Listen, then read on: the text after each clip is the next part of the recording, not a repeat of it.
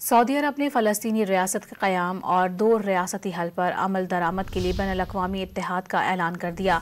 तुर्किया ने कहा है कि वो दो रियासती हल के लिए इसराइल से नेक नियति की तवक्को नहीं रख सकते।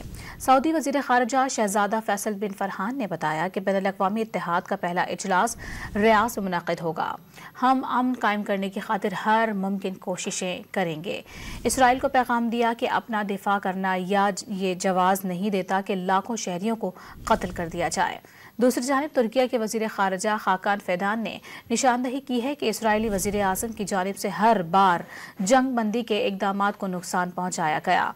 हमारा ख़ित्ता नेतन्याहू की वजह से आग की लपेट में है।